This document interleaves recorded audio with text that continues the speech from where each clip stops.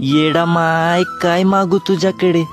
माझ्या सर्व इच्छा तू पूर्ण केल्या. तुला मागायसाठी माझ्याकडे काही उरलं नाही. माझी तर एवढीच अपेक्षा आहे, तुझी लेकरं बाळ सर्व सुखात राहू दे आणि त्यांची नडलेली कामं पूर्ण होऊ दे. आणि जे तुझी लेकरं सर्वात जास्त निराश झालेली असतील त्यांच्या डोक्यावरून मायेनं हात फिरव.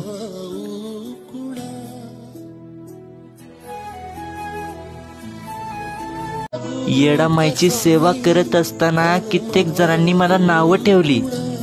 या आईच्या सेवेमध्ये मला वेडं समजलं गेलं, पण मी ह्या लोकांचं काही ऐकलं नाही. माझ्या येडा मायची सेवा करत राहिलो. लोक फक्त नावं ठेवण्यासाठी असतात आणि या माझ्या येडा माईला माहिती आहे माझं मन कसं आणि मी कसं आहे.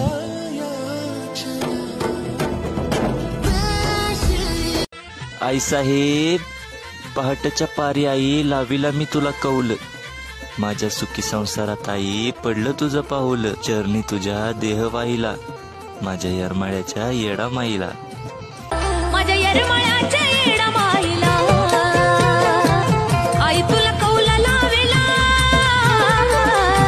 माझ्या येरमाळ्याच्या येडा माईला.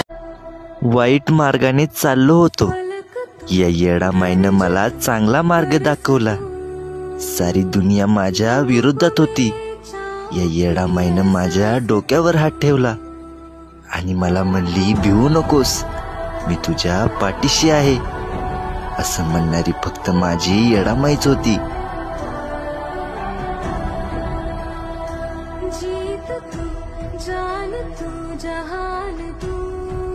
या जगाने माझा कामापुरता वापर केला आणि माझी साथ सोडून दिली. त्याच वेळी या येडा माईनं मला मायेनं जवळ घेतलं आणि माझ्या सुखादुःखात पाठीशी उभी राहिली. आणि या येडा माईमुळं माझ्या चेहऱ्यावर खूप आनंद आला. या आईनं मला लेकरावानी जीव लावला. तिनं मला लावला जीव गुळावानी ग्वाड, रांचं मी पाखरू पण लेकरावानी लाड. तिनं मला लावला जीव गुळा. येडा माईचं लेकरू मी. या आईच्या शब्दाचं पालन करणं, येडा माईची सेवा करणं हा माझ्या आयुष्यातला सर्वात महत्त्वाचा नियम आहे. आणि ज्या दिवशी या येडा माईचं नाव माझ्या ओठावर नसल, तो दिवस माझ्या आयुष्यातला शेवटचा दिवस असेल. आई राजा उदे उदे.